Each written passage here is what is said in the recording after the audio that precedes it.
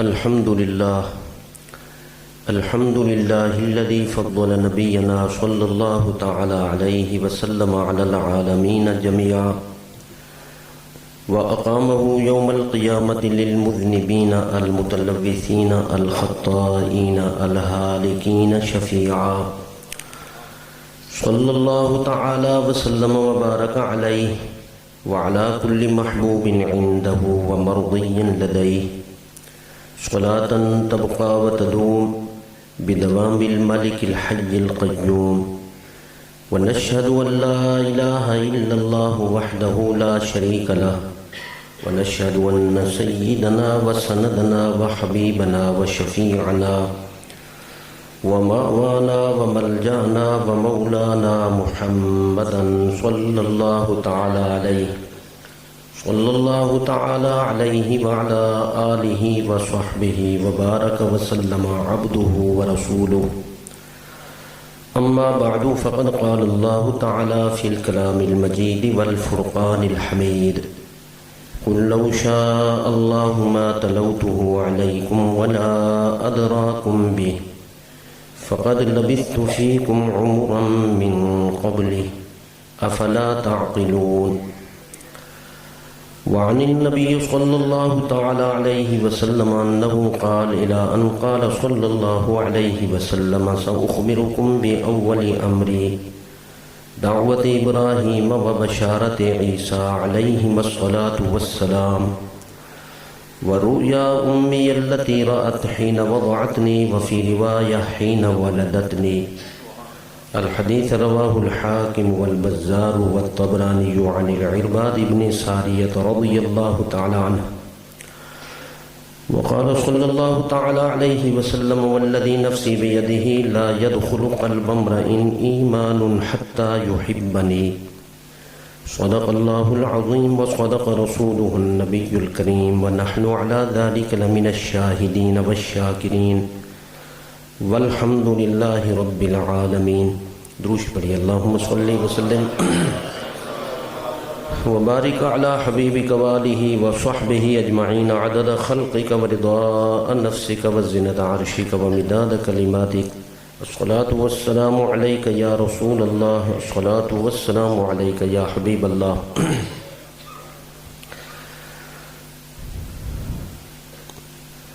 لائق تکریم جملہ حضرات علماء اہل سنت، امائی دین و زعماء مسلک، سامعین محترم، حاضرین مکرم، برادران محترم،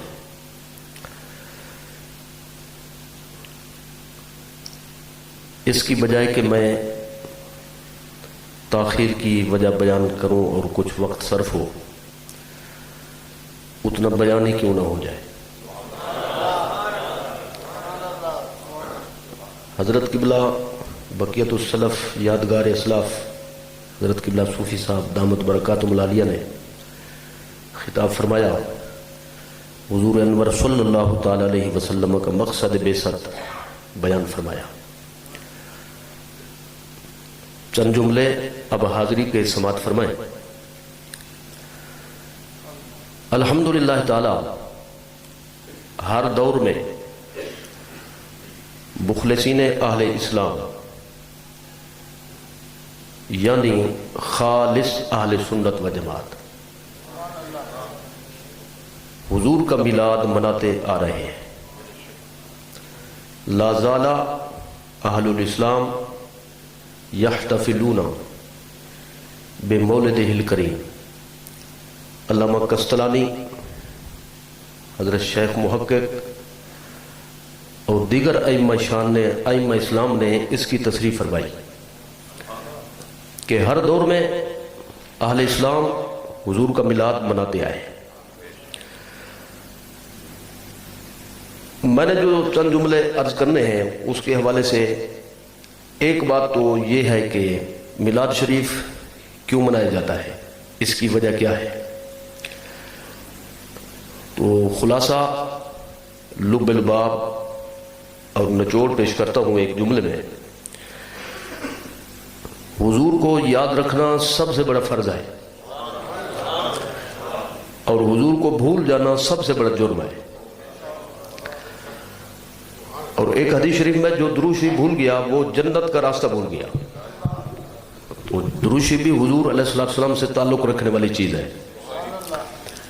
حضور کو یاد رکھنا فرض ہے، سب سے بڑا فرض ہے، اور حضور کو بھول جانا سب سے بڑا جرم ہے. تو اب کسی چیز کو یاد کرانے کے مختلف طریقے ہوتے ہیں.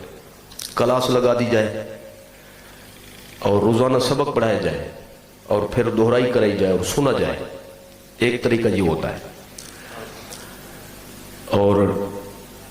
اور بھی بہت سے طریقے ہیں. اب جو حضرات اپنے کاموں میں مصروف ہیں، وقت نہیں نکال سکتے، تو ان کا بھی اسلام میں کوئی حصہ ہے یا نہیں ہے، ان کو بھی اس حوالے سے کچھ نہ کچھ ملنا چاہیے یا نہیں ملنا چاہیے. تو ہمارے جو علماء مشائخ ہیں یہ الحمدللہ جیسے طبیب حاذق ہر رگ کو جانتا ہے، ہمارے ائمہ روحانیت کے ہر مسئلے کو جانتے ہیں اور ہر دور کے مطابق انہوں نے تمام مسائل کو کور فرمایا. تو کسی چیز کو یاد رکھنے کا ایک طریقہ یہ ہوتا ہے کہ دن منایا جائے، اہتمام کیا جائے. اب یہاں سے دیکھ لیں، یہ سارے شہر میں چراغاں ہیں، روشنی روشنی ہے. ہر کوئی پوچھے گا روشنی کس چیز کی ہے، کہیں گے میلاد شریف کی. تو یہ دن کبھی نہیں بھولے گا، اور جو دن بنایا جائے وہ کبھی بھول نہیں سکتا. میں ایک چھوٹی سی مثال پیش کرتا ہوں. آپ سے اگر پوچھا جائے کہ پاکستان کب بنا تھا، تو بچہ کہے گا 14 اگست سن 1947 میں. یہ یاد کیوں ہے؟ اس لیے کہ ہم ہر سال مناتے جو ہیں. لیکن اگر یہ پوچھا جائے کہ اسلامی مہینے کے حوالے سے بتاؤ کون سی تاریخ تھی، تو سوائے ایک آدھ آدمی کا کوئی نہیں بتا سکے گا، کیونکہ اس تاریخ کو منایا نہیں جاتا. تو یہ میلاد شریف منانا در حقیقت اپنے آقا مولا صلی اللہ علیہ وسلم کو یاد رکھنے کا ذریعہ ہے، اور حضور کو یاد رکھنا سب سے بڑا فرض ہے، اور حضور کو بھول جانا سب سے بڑا جرم ہے. اب میں ایک جملہ یہاں پہ دوسرا جو عرض کرنا چاہتا ہوں وہ یہ ہے کہ بعض حضرات یہ پوچھتے ہیں کہ سیرت منانی چاہیے. کیا منانی چاہیے؟ سیرت منانی چاہیے. اور سیرت النبی کے عنوان صلی اللہ علیہ وسلم کے عنوان سے جلسے کرنے چاہیے، جلوس ہونے چاہیے، سارا کچھ.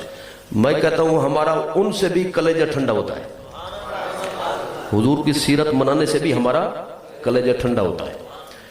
تو ہمیں اسے اختلاف نہیں ہے، لیکن دیکھنا یہ ہے کہ میلاد بھی منانا چاہیے یا نہیں. یہ ہے اصل بات سمجھنے کی. تو چلو سیرت کے عنوان کو میں لے لیتا ہوں. پہلی بات یہ میں عرض کروں گا کہ آخر میلاد شریف پر اعتراض کیوں ہے؟ تو کچھ دوست یہ کہتے ہیں کہ نہ صحابہ نے کیا، نہ تابعین نے کیا، نہ کسی نے کیا، لہذا بدعت ہے. تو میں پوچھوں گا سیرت النبی کس نے کیا تھا؟ یہ بھی تو پھر مسئلہ آئے گا نا. سیرت النبی کس نے کیا تھا؟ تو بار صورت یہ ایک یعنی اسی طرز پہ ایک جواب ہے، لیکن اگر غور کیا جائے تو سیرت النبی جو ہے یہ در حقیقت میلاد منانا ہے. سیرت النبی در حقیقت میلاد منانا ہے. تو ایک جملہ یہ پہلے یہ بھی سن لیں کہ سیرت جو ہوتی ہے یہ منانے کی چیز نہیں ہوتی، سیرت اپنانے کی چیز ہوتی ہے. سیرت اپنانے کی چیز ہوتی ہے. لہذا ہم یہ کہتے ہیں میلاد مناؤ اور نبی کی سیرت اپناؤ. تو اگر اسی کو دیکھ لیا جائے تو سارے مسئلے اسی سے حل ہو جاتے ہیں. سیرت کا مطلب ہوتا ہے کہ کسی بھی شخص کے حالات زندگی. اب حالات زندگی جب کسی کے بیان کیے جائیں گے یا لکھے جائیں گے، کوئی بھی کتاب ہو کسی کی سیرت پر، تو آپ پڑھ کر دیکھیں، پڑھے لکھے حضرات، اہل فہم حضرات، تو آپ اس کو بالکل ایک حقیقت کے طور پہ دیکھیں گے کہ پہلا چیپٹر جو ہوتا ہے وہ ہوتا ہی ولادت کا ہے. سیرت کا جو پہلا چیپٹر ہوتا ہے وہ ہوتا ہی ولادت کا ہے. تو معلوم ہوا سیرت کے عنوان سے میلاد کی نفی نہیں ہوتی، بلکہ میلاد کا ثبوت ملتا ہے، کیونکہ سیرت کا آغاز ہی کسی کی ولادت سے ہوتا ہے. تو جب تک میلاد اور ولادت نہ ہو سیرت مکمل ہو سکتی نہیں. اچھا، اب جو اصل سوال ہے اس کو سمجھنے کی کوشش فرمائیں. سوال یہ ہے کہ حضور سید عالم صلی اللہ تعالی علیہ وسلم کی پیروی ہم پر لازم ہے. اور پیروی کا مرحلہ آتا ہے 40 سال کی عمر شریف کے بعد. تو لہذا وہ حصہ منائے نا جو ہمارے ذمہ بھی ہے. تو اس کی کیا تک بنتی ہے کہ حضور صلی اللہ علیہ وسلم نے جب تک اپنی تعلیمات ظاہر نہیں فرمائی تو اس سے پہلے والے حصے کو منانا اور پہلے والے حصے کا تذکرے کرنا، یہ عقل تو اس کو تسلیم نہیں کرتی. میں کہتا ہوں تسلیم کرتی ہے. قرآن و سنت کی روشنی میں 40 سال کی عمر شریف سے جو پہلا حصہ ہے سرکار کی حیات طیبہ کا، وہ 40 سال کے بعد والے حصے کی صداقت کی دلیل ہے. صداقت کی دلیل ہے. یوں سمجھے کہ نبوت اگر دعویٰ ہے تو 40 سال سے پہلا جو حصہ ہے وہ اس کے سچے ہونے کی دلیل ہے. اور اس بات کا ذکر قرآن شریف میں موجود ہے. دیکھیں میں نص سے صریح پیش کرتا ہوں اس حوالے سے. 11واں پارہ، 11ویں شریف تو یاد ہوگی نا، تو اسی حوالے سے میں 11ویں پارے کا حوالہ پیش کر رہا ہوں. سورۃ یونس اس کا پہلا رکوع، استغفراللہ، دوسرا رکوع، سورہ یونس کا دوسرا رکوع. حضور سید عالم صلی اللہ تعالیٰ علیہ وآلہ وصحبہ وبارک وسلم نے جب قرآن شریف پڑھ کر سنایا اور اعلان فرمایا کہ میں اللہ تعالیٰ کا نبی ہوں، مجھ پر وحی اتری ہے، یہ کلام مجھ پر آیا ہے، تو حضور نے جب پڑھ کر سنایا تو ماحول تھا کفر کا. عموماً اہل مکہ کے سامنے حضور نے یہ بات رکھی. انہوں نے پتہ کیا بات کی؟ انہوں نے کہا جی عربی آپ کی مادری زبان ہے، یہ کلام جو آپ پیش کر رہے ہیں تو آپ اپنے تخیل کو جمع کر کے ہمارے سامنے پیش کر رہے ہیں. یہ بل ہوا شاعر کا یہی مطلب ہوتا ہے. شاعر کا مطلب ہوتا ہے جو اپنے تخیل کو جمع کر کے پیش کر دے. تو ضروری نہیں کہ اس میں نظم ہو، بلکہ نثر میں بھی جو تخیل ہو تو لغوی اعتبار سے، لفظی ترجمے کے اعتبار سے اس کو بھی شعر کہیں گے. بل ہوا شاعر کا یہی مطلب ہے کہ وہ حضور سے کہتے تھے آپ نے اپنے تخیلات کو جمع کر کے ہمارے سامنے پیش کر دیا اور اللہ تعالیٰ کی طرف اس کو منسوب کر دیا. اللہ تعالیٰ نے قرآن مجید میں آیت اتاری، میرے محبوب آپ اس کا جواب ان کو یوں عطا فرمائے. قل، آپ ان کو جواب میں ارشاد فرمائے، لو شاء اللہ ما تلوتہ علیکم ولا ادراکم بہ، اگر اللہ چاہتا تو میں اس کلام کو کبھی تم پر پڑھ کر نہ سناتا. اس کی مشیت ہوتی تو میں یہ کلام تمہیں کبھی نہ سناتا، بلکہ اس کے بارے میں میں تمہیں کچھ بتاتا ہی نہ. تو میں نے جو پڑھ کر سنایا ہے، جو تمہیں بتایا ہے، یہ اللہ تعالیٰ کے حکم سے کیا ہے. میں نے اپنی طرف سے نہیں کیا، خدا پر جھوٹ نہیں بولا، معاذ اللہ، افترا نہیں کیا، بلکہ اللہ تعالیٰ کے حکم سے کیا ہے. وہ اگر نہ فرماتا مجھے، میں کبھی یہ کلام پڑھ کر تمہیں نہ سناتا. اچھا، اگلی بات یہ تھی کہ آپ کی طرف جو جھوٹ کی نسبت کی گئی، تخیل کو جمع کر کے پیش کرنے کی نسبت کی گئی، حضور نے اس کا یوں جواب دیا قرآن شریف کے الفاظ میں، فَقَدْ لَبِثْتُ فِيكُمْ عُمُرًا مِّن قَبْلِ. قد کی تاکید کے ساتھ، قد تحقیق کے لیے ہوتا ہے اور تاکید کا مفہوم پیش کرتا ہے. پکی بات ہے کہ میں اس سے پہلے، یعنی قرآن کی آمد سے پہلے، اب قرآن کب اترنا شروع ہوا؟ 40 سال کی عمر شریف میں. میں اس سے پہلے جتنا میری زندگی کا حصہ ہے تم ہی میں تو رہا ہوں، تم ہی میں تو رہا ہوں. مطلب کیا تھا؟ مطلب یہ تھا تم ہی میں رہا ہوں. کبھی میں نے کسی سے الف با سیکھی ہو تو بتاؤ، میں نے کسی سے پڑھا ہو تو بتاؤ، میں نے کسی سے تاریخ کی تعلیم لی ہو تو بتاؤ، جبکہ کلام ایسا پیش کرتا ہوں جس میں غیب کی خبریں. اور پھر دیکھو، میں تم میں رہا اتنا زندگی، تو کبھی میں نے کسی بندے پر جھوٹ بولا، کوئی بات میں نے غلط طور پر کسی بندے سے منسوب کی، تو اتنا تو سوچو، جو شخص کسی بندے پر بھی جھوٹ نہیں بول سکتا، وہ اپنے خالق پر جھوٹ کیسے بولے گا؟ تو اب دیکھیں 40 من قبل ہی، 40 سال کی عمر شریف سے پہلے حصے کو اللہ نے بہت اہم قرار دیا، اس کو دلیل قرار دیا نبوت کی صداقت کی. آپ خود غور فرمائیں، جو چیز نبوت کی صداقت کی دلیل ہو وہ بیان کرنے کے قابل نہیں ہے. اگر بیان کرنے کے قابل نہ تھی تو قرآن کا حصہ کیوں بنا؟ قرآن میں تو اس لیے آیا کہ اس کو بیان کرو، لوگوں کے سامنے رکھو۔ اب اگلی بات جو ہے وہ بہت اہم ہے، نیند نے تنگ نہ کیا ہو تو میں وہ عرض کر سکتا ہوں۔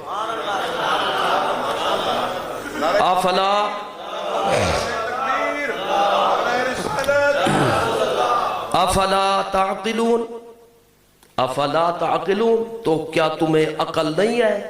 کیا تم سمجھتے نہیں ہو؟ یعنی باقی نہیں سمجھتے، تم استفہام انکاری ہے، تمہیں سمجھ ہی نہیں ہے۔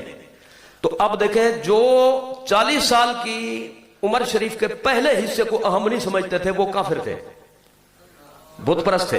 اللہ نے فرمایا یہ ہیں ہی پاگل، یہ ہیں مجنون، یہ دیوانے، یہ فارغ ہیں عقل سے۔ عقل والے تو ہیں ہی وہی جو نبوت کے اعلان سے پہلے والے حصے کو اہمیت دیتے ہو، اس کو سمجھتے ہو۔ تو میلاد منانے والوں کو اللہ تعالیٰ نے عقل والا قرار دے دیا اور نہ منانے والے کو بے وقوف قرار دے دیا۔ یہ قرآن شریف کے نص صریح سے حوالے سے۔ اچھا، ایک بات میں یہاں پہ مزید عرض کرنا چاہتا ہوں۔ آپ کافی دیر سے تشریف فرمائے اور میں بھی کافی دیر سے یعنی سفر کے تھپیڑے کھا رہا ہوں، تو آپ تو چلو آرام سے تو بیٹھے رہے نا۔ تو اب غور فرمائے، ایک جملہ میں مزید عرض کرنا چاہتا ہوں۔ میلاد شریف منانے کی وجہ کیا وجہ ہے؟ بات یہ ہے کہ حضور کی محبت اصل ایمان ہے۔ حضور کی محبت ہر نیکی کی بنیاد ہے۔ حضور کی محبت اللہ تعالیٰ کی ہر مہربانی، اس کی نوازش اور کرم نوازی کو حاصل کرنے کا بنیادی سبب ہے۔ اس سے کسی کو انکار نہیں ہے۔ قرآن و حدیث کے بے شمار نصوص اس پر موجود ہیں۔ والذی نفسی بیدہ لا یؤمن احدکم حتی اکون احب الیہ من والدہ وولدہ والناس اجمعین وَأَهْلِهِ وَمَالِهِ وَنَفْسِهِ، بخاری مسلم اور دیگر کتب حدیث کی بڑی اعلیٰ درجے کی صحیح حدیث، اور بارہا آپ نے سنی۔ تو اب میں اس کی تشریح تو نہیں کر سکتا، پڑھ کر دم ہی کر سکتا ہوں، نیند کا ٹائم ہے۔ تو اتنا یعنی بتا دیتا ہوں، اس حدیث میں یہی مضمون ہے، اس کا یہی مطلب ہے کہ حضور اللہ کی قسم جب تک میری ذات سے محبت تمہیں نہ ہو تمہیں ایمان حاصل ہو سکتا ہی نہیں ہے۔ حضور کی محبت ہر نیکی کی بنیاد ہے۔ اسلام کی بنیاد 5 چیزوں پر ہے جی۔ بنی الاسلام علی 5، شہادت اللہ الہ الا اللہ وان محمد رسول اللہ صلی اللہ علیہ وسلم واقام الصلاۃ وایتاء الزکاۃ وصوم رمضان وحج البیت من استطاع الیہ سبیلا۔ سپیڈ سے پڑھ جائے جلدی فارغ ہو جائیں گے۔ یہ بخاری مسلم کی حدیث ہے، ٹھیک ہے۔ اب اس کا کیا مطلب ہے؟ اسلام کی بنیاد 5 چیزوں پر ہے۔ 5 چیزیں کون سی ہیں؟ کلمہ طیبہ، نماز، روزہ، حج، زکوٰۃ۔ میں تسلی کرنا چاہتا ہوں بھی نیند میں سنا ہے آپ نے یا جاگتے میں؟ تو جاگتے میں سنا ہے تو آپ ذرا اس کو دہرا دیں، میں نے کیا کہا ہے؟ اسلام کی بنیادیں 5 ہیں۔ کون کون سی؟ ماشاءاللہ آپ تو اتنا جاگ رہے ہیں بھی صبح تک چلے جائیں، کوئی فکر نہیں آپ۔ تو اب دیکھیں یہ ہے حدیث، تو حضور نے یہ حضور کا فرمان ہے 5 بنیادیں ہیں اسلام کی۔ 5 اس لیے فرمائی کہ کوئی بھی عمارت 5 حصوں کے بغیر مکمل نہیں ہوتی۔ یہ مثلا مسجد کا حال کمرہ ہے، ایک دیوار شمالی، ایک جنوبی، ایک شرقی، ایک غربی، ایک چھت۔ کتنے حصے ہو گئے؟ 5 ہو گئے۔ تو اسلام کی بنیاد بھی 5 چیزوں پر ہے۔ تو اب جو چیز سب سے اول فرمائی وہ ہے کلمہ طیبہ۔ اول کیوں فرمائی؟ اس لیے کہ یہ پھر اگلی 4 بنیادوں کی بنیاد ہے۔ نماز کی بنیاد کلمہ طیبہ، روزے کی بنیاد کلمہ طیبہ، حج کی بنیاد کلمہ طیبہ، اور زکوٰۃ کی بنیاد بھی کلمہ طیبہ۔ یعنی جس کے پاس کلمہ نہ ہو نماز پڑھتا رہے کوئی فائدہ نہیں، ہندو ہو غیر مسلم ہو طواف کرتا رہے کعبہ شریف کے کوئی فائدہ نہیں، نیکیاں کرتا رہے کوئی فائدہ نہیں۔ تو کلمہ طیبہ بنیاد ہے۔ اب کلمہ طیبہ کے 2 حصے ہیں، ایک لا الہ الا اللہ، دوسرا محمد الرسول اللہ صلی اللہ علیہ وسلم۔ تو لا الہ الا اللہ اور محمد الرسول اللہ میں کون کس کی بنیاد ہے؟ ایک جملہ یہ بھی سماعت فرمائیں، ہم یہ کہتے ہیں مقصود کے اعتبار سے لا الہ الا اللہ بنیاد ہے، کیونکہ ہم اسی لیے پیدا ہوئے کہ خدا کو ڈھونڈیں، اس کی جستجو کریں، اس کی معرفت اور پہچان حاصل کریں، اور پھر اس کی عبادت کریں، اور اس کے رضا پر چلتے ہوئے ہم اس دنیا سے اپنی زندگی گزار کر اس کی بارگاہ میں پیش ہوں۔ یہ ہے مقصد. تو مقصود کے اعتبار سے لا الہ الا اللہ بنیاد ہے، لیکن اس مقصد کو حاصل کرنے کے اعتبار سے محمد الرسول اللہ بنیاد ہے صلی اللہ علیہ وسلم. اور محمد الرسول اللہ جب بنیاد ہے تو خلاصہ یہ ہوا لا الہ الا اللہ کی بنیاد بھی حضور ہوئے، نماز روزہ حج زکوٰۃ کی بنیاد بھی حضور ہوئے. اور حضور سے کب یہ فائدہ حاصل ہوگا؟ کلمہ کی پہچان ہوگی جب ہم حضور پر ایمان رکھیں گے. اور ایمان کیا چیز ہے؟ حضور نے فرمایا اللہ کی قسم جب تک تمہارے دل میں میری محبت نہ ہو تمہیں ایمان مل سکتا ہی نہیں. تو ایمان نام ہے حضور کی محبت کا، لہذا محبت ہی دار و مدار ہے، محبت ہی پر ہر چیز کا دار و مدار ہے. اب جب یہ بات سمجھ لی تو اگلا جملہ یہ سنیں کہ حضور کی محبت کو بڑھانا بھی مطلوب ہے. حضور کی محبت کو بڑھانا بھی مطلوب ہے. اور حضور علیہ السلام نے انہی کو زیادہ پسند فرمایا جو زیادہ محبت والے ہوں. مثلا دیکھیے حضور نے فرمایا کہ فلاں موقع پہ مسلمانوں کو فلاں امر کے لیے مال کی بہت ضرورت ہے، مال لاؤ. تو صحابہ کرام نے مال پیش کیا. مشہور حدیث ہے ترمذی شریف کی، مسند احمد کی. حضرت فاروق اعظم نے اس موقع پہ فرمایا کہ یہ جو ہے نا حضرت ابو بکر صدیق یہ ہر موقع پہ مجھ سے نمبر لے جاتے ہیں، تو آج میں ان کو نمبر نہیں لینے دوں گا. میری مالی پوزیشن اس وقت بڑی مضبوط ہے، میں ان سے سبقت لے جاؤں گا. جو آگے ہوا آپ حضرات کو معلوم ہے. صحابہ کرام نے مال پیش کیا، لیکن کسی نے 1/2، کسی نے 1/3، 1/4، 1/5 اس طرح سے یعنی تقسیم کر کے کچھ گھر والوں کے لیے رکھا اور کچھ حضور کی خدمت میں پیش کیا. یقیناً انہوں نے حکم کی تعمیل کی، یقیناً انہوں نے حکم کی تعمیل کی. میں یہ جملہ بھی عرض کرنا چاہوں گا، حضور نے مطلق حکم فرمایا تھا. کیا فرمایا تھا؟ آدھا نہیں فرمایا تھا، تیسرا حصہ نہیں فرمایا تھا، چوتھا حصہ نہیں فرمایا تھا، پانچواں حصہ نہیں فرمایا. حضور نے مطلق فرمایا تھا لے آؤ جی. تو لے آئے لوگ صحابہ کرام. تو اب اس سے یہ مسئلہ بھی ثابت ہوا جب مطلق حکم ہو تو کسی فرد پر عمل کر لیا جائے تو وہ بھی حکم کی تعمیل ہے، وہ بھی حکم کی تعمیل ہے. حضور نے فرمایا مال لے آؤ، تو اس میں سارا بھی شامل ہے، آدھا بھی شامل ہے، تیسرا حصہ بھی شامل ہے، چوتھا حصہ بھی شامل ہے، پانچواں حصہ بھی شامل ہے، سارے حصے اس میں شامل ہیں. کسی پر عمل کر لینے سے حکم پر عمل ہو گیا. میں کیا کہنا چاہتا ہوں، اللہ تعالیٰ نے فرمایا یا ایھا الذین آمنوا صلوا علیہ وسلموا تسلیما، میرے محبوب پر صلاۃ و سلام بھیجو، اور سلام تو ایسے بھیجو جیسے بھیجنے کا حق ہے. یہ مطلق حکم ہے. مطلق کا مطلب ہے سارے اوقات اس میں آ گئے. جب سارے اوقات آؤ گے جب بھی پڑھو تو حکم کی تعمیل ہے. تو اسی میں یہ بھی شامل ہے اذان سے پہلے پڑھو تو بھی آیت میں شامل ہے، اذان کے بعد پڑھو تو بھی آیت میں شامل ہے. یہ موقع سے میں نے فائدہ اٹھایا. حضور نے مطلق حکم دیا، صحابہ کرام نے اپنے اپنے فہم کے مطابق اپنے مال کا حصہ پیش کیا. لیکن جب صدیق اکبر نے ایک چیز اٹھائی حضور کی خدمت میں پیش کرنے کے لیے تو ان کو خیال پیدا ہوا کہ حضور نے اس چیز کا نام تو نہیں لیا، کیا خبر حضور دوسری چیز چاہتے ہو؟ وہ بھی رکھ لی. اس کا نام تو نہیں لیا، حضور کو یہ درکار ہو وہ بھی رکھ دی. المختصر سوچتے سوچتے سارا مال جتنا تھا جمع کر کے حضور کی خدمت میں پیش کر دیا اور اپنے کپڑے بھی اتار کر رکھ دیا اور خود مانگ کر کپڑے پہنے. اب جب حضور کی خدمت میں سب حضرات حاضر ہوئے تو حضور نے فرمایا کہ کتنا لے آئے؟ کوئی کہتا 1/2، کوئی کہتا 1/3. اس طرح سے جب صدیق اکبر کی باری آئی آپ کتنا لے آئے؟ حضور میں تو سارا کچھ لے آیا. ما ابقیت لأہلک، تیرے بال بچے کیویں کرے سن؟ اپنے بیوی بچوں کے لیے کیا رکھا ہے؟ ان کا گزر کیسے ہوگا؟ کیا جواب دیا؟ ابقیت لہم اللہ ورسولہ، ابقیت لہم اللہ ورسولہ، میں ان کے لیے اللہ رسول کو چھوڑ کر آیا ہوں.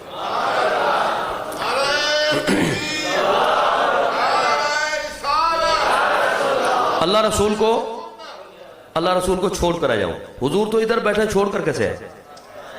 معلوم عقیدہ یہ تھا حضور جہاں بیٹھے ہوں نظر کرم غلام کے گھر پہ ہوتی ہے. اللہ رسول کو چھوڑ کر آئے ہو. اللہ کا نام تبرک ہے، اصل مقصود حضور کی ذات ہے صلی اللہ علیہ وسلم.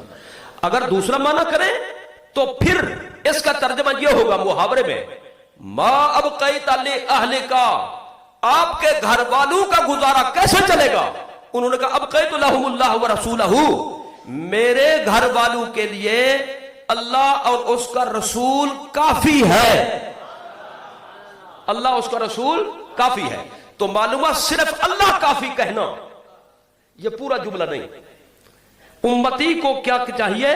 اللہ اس کا رسول کافی ہے۔ صدیق اکبر نے جملہ بولا، حضور نے تردید نہیں فرمائی، حضور نے تنقید نہیں فرمائی، بلکہ اس کو برقرار رکھا۔ حضور جو خود فرما دے وہ بھی حدیث، جو کر کے دکھا دے وہ بھی حدیث، سن کر خاموش ہو جائیں برقرار رکھے وہ بھی حضور کی حدیث۔ تو معلومہ حضور نے مہر تصدیق ثبت کر دی کہ اللہ کافی ہے، یہ صرف میں کہہ سکتا ہوں، کیونکہ میں نے اللہ سے براہ راست لیا، اور تمہیں جو ملا ہے میرے صدقے میں ملا ہے، لہذا تمہیں وہ بولی بولنی پڑے گی جو یار اقرار بولتے ہیں، جو صدیق اکبر بولتے ہیں۔ اہل سنت و جماعت آج کہتے ہیں اللہ اس کا رسول کافی ہے۔ جی یہ صدیق اکبر سے ہم نے سبق سیکھا۔ تو اب میں پوچھنا چاہتا ہوں کہ حضرت صدیق اکبر نمبر کیوں لے گئے؟ نمبر کیوں لے گئے؟ اس موقع پر حضرت عمر نے کہا تھا کہ آج مجھے پتہ چلا ہے، میں یقین کی منزل تک پہنچا ہوں، اس نتیجے پر پہنچا ہوں کہ اس بندے سے کوئی سبقت نہیں لے جا سکتا۔ سب نے محبت کا اظہار کیا اور حضرت صدیق اکبر نے عشق رسالت کا مظاہرہ کیا۔ عشق بڑھے ہوئی محبت کو کہتے ہیں، جب محبت انتہا کو پہنچ جائے اس کو عشق کہتے ہیں۔ تو معلومات نمبر ہمیشہ انہی کا ہوتا ہے جن کی محبت حضور کے ساتھ بڑی ہوئی ہے۔ ایک مثال میں نے یہ پیش کی اور اسی کو خود حضور نے بیان فرمایا صلی اللہ علیہ وسلم۔ صحیح مسلم شریف میں یہ حدیث موجود ہے اور دیگر کتب حدیث میں موجود ہے، میں خلاصہ عرض کر رہا ہوں۔ حضور نے سوال فرمایا صحابہ کرام سے، ای الخلق اعجب الیکم ایمانا، مجھے یہ بتاؤ کہ تمہارے نزدیک میرے صحابہ ایک سوال ہے اس کا جواب دو، اللہ تعالیٰ کی تمام مخلوق میں سب سے عجب ایمان کس کا ہے؟ حضور نے سوال فرمایا۔ یہ مشکاۃ شریف کا جو آخری عنوان ہے نا، باب الثواب ہذہ الامہ، یہ ساری حدیثیں اس میں موجود ہیں، آپ اس میں دیکھ سکتے ہیں۔ صحابہ کرام نے عرض کی، یا رسول اللہ صلی اللہ علیہ وسلم، آپ نے جو سوال فرمایا ہے اس کا جواب یہ ہے کہ وہ ملائکہ ہیں، فرشتے ہیں۔ فرشتوں کا ایمان اللہ کے نزدیک اور فرشتوں کا ایمان سب سے عجب ہے تمام مخلوق میں۔ حضور نے فرمایا ان کا ایمان عجب کیسے ہو سکتا ہے جبکہ وہ رہتے ہی خدا کے دربار میں، وہ تو ہر چیز دیکھ کر مانتے۔ اب انہوں نے سوال کا جواب انہوں نے مزید سوچا، گویا حضور نے فرمایا کہ مزید سوچو جواب دو۔ انہوں نے کہا پھر اللہ تعالیٰ کے نبی ہیں، نبیوں کا ایمان سب سے عجب ہے تمام مخلوق میں۔ حضور نے فرمایا کہ ان پر تو اللہ تعالیٰ کی وحی اترتی ہے، تو عجب کیسے ہوا؟ وہ تو اس طرح سے یقین کی منزل پر ہے۔ مزید سوچو، یعنی معلم کائنات نے پڑھانے کے بعد اپنے شاگردوں سے امتحان لیا، پیپر ہو رہا ہے، ان کا پیپر ہو رہا ہے۔ صحابہ کرام نے عرض کی پھر ہمیں یہ سمجھ آتا ہے فَنَحْنُ، تو پھر ہم ہی ہیں جن کا ایمان سب سے عجب ہے۔ حضور نے فرمایا کہ تمہارا ایمان عجب کیسے ہو سکتا ہے؟ وَأَنَا بَيْنَ أَظْهُرِكُمْ، میں تمہارے سامنے بیٹھا ہوں،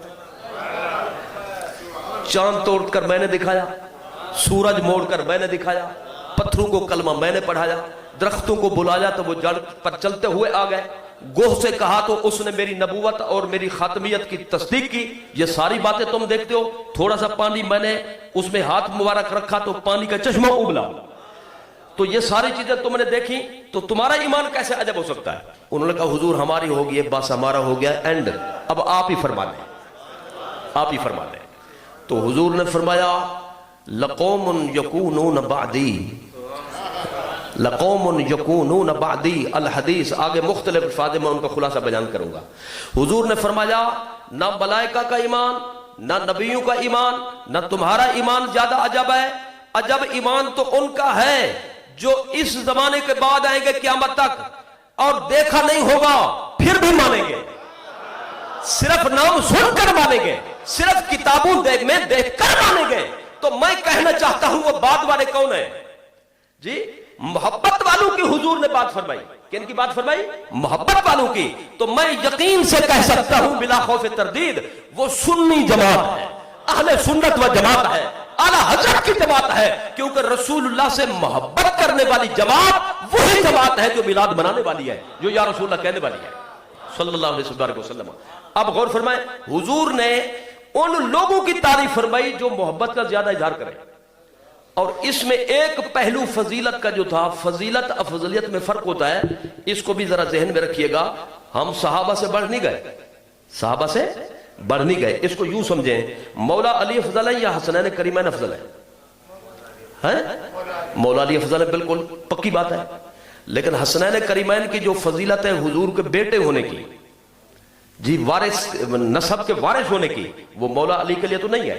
तो ये जुज़वी फजीलत है, जुज़वी फजीलत है। जुज़वी का मतलब ये होता है कि बड़ी फजीलत के सामने उसकी कोई वक़्त नहीं होती, लेकिन होती बड़ी चीज है, वो भी होती बड़ी चीज है। इसको यूं समझे भाई, भूख लगी हो आपको, बहुत ही भूख लगी हो, ऐसी कि भाई बंदा बिल्कुल आखिर को पहुंच जाए, तो उसको दे दें 10 तोले सोना जी, तो भूख को मिटाएगा। लेकिन अगर 3 लुकमे दे दें, 3 लुकमे दे दें तो भूख मिट जाएगी। सोने की कीमत ज्यादा है, लेकिन इस वक्त जिस चीज की जरूरत है वो उसकी फजीलत है। तो फजीलत अफजलियत में फर्क होता है। तो सहाबा किराम अफजल तबकात उमम है, लेकिन हुजूर ने खुद अपनी जुबान से जो फरमा दिया, हम उस पर क्यों ना खुश हों।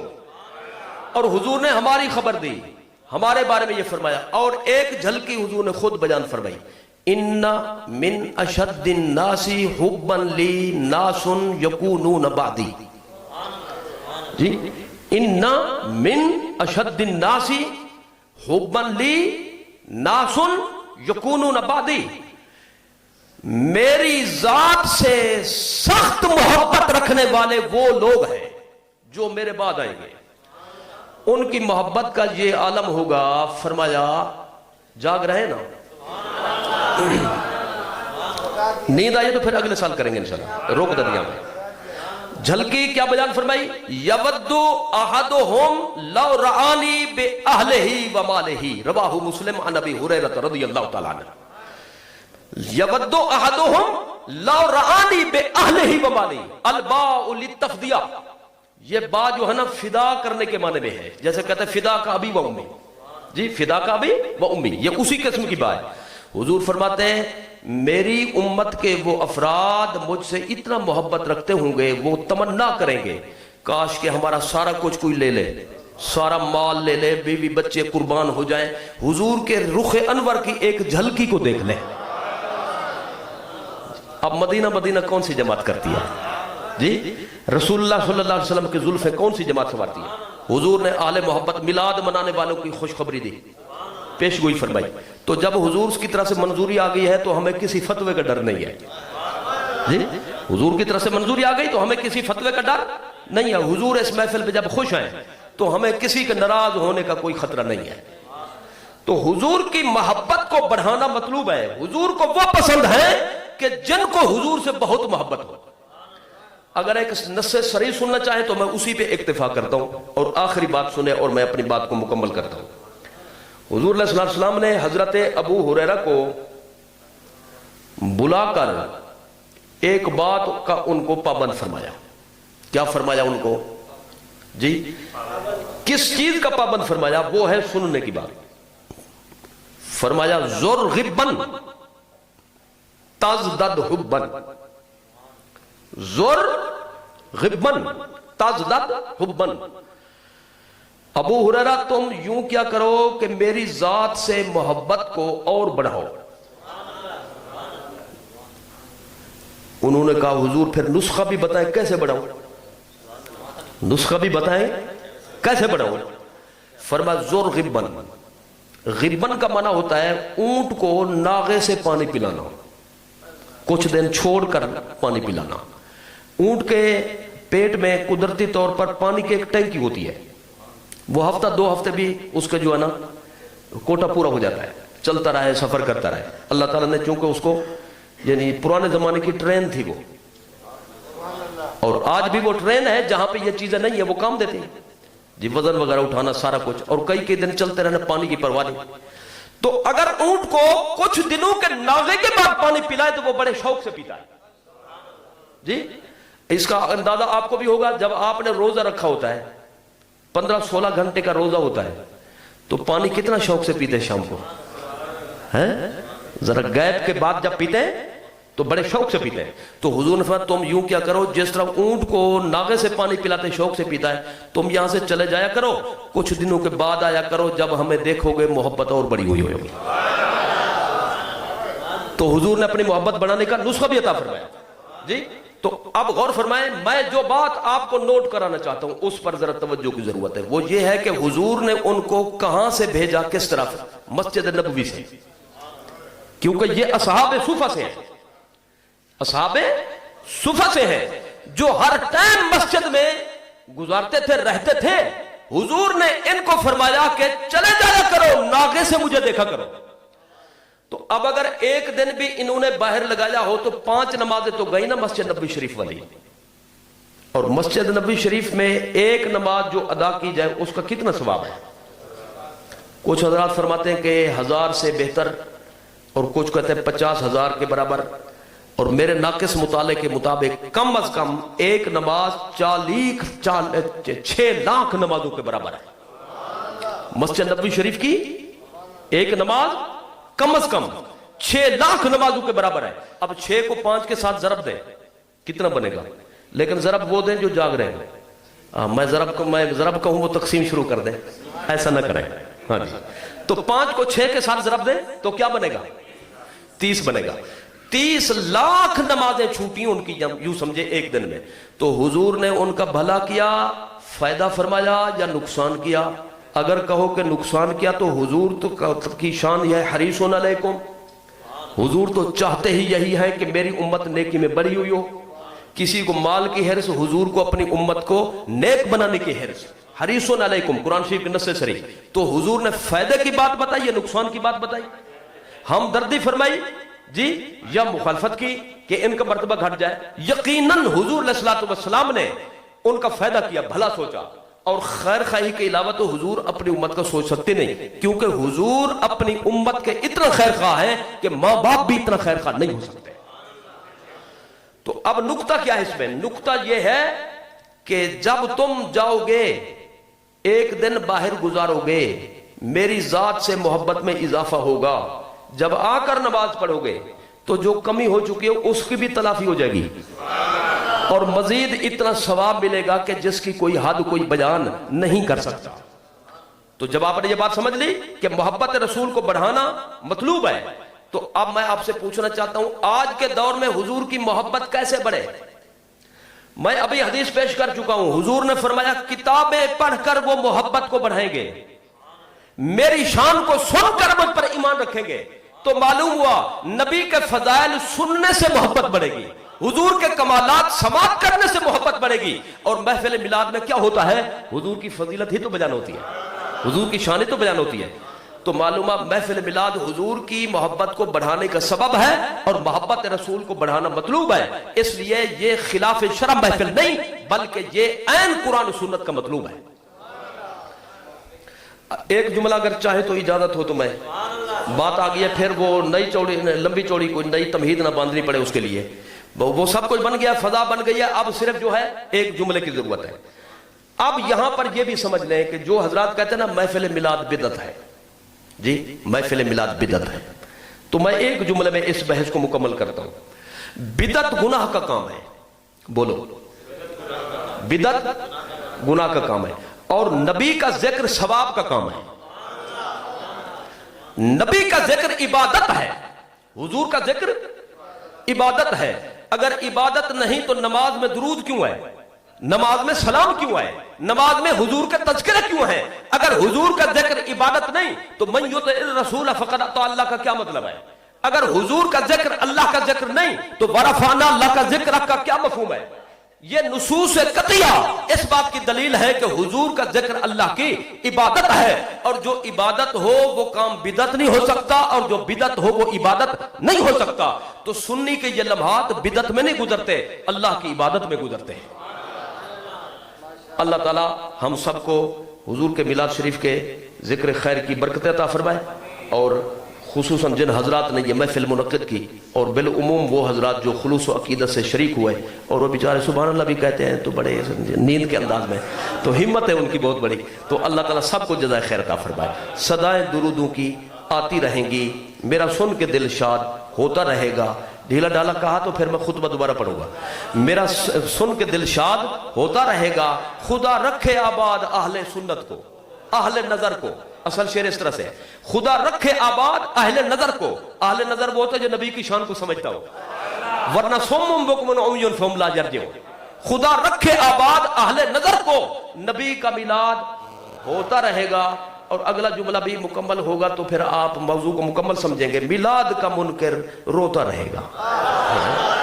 وآخر دعوانا ان الحمدللہ رب العالمین۔ بڑی مصطفیٰ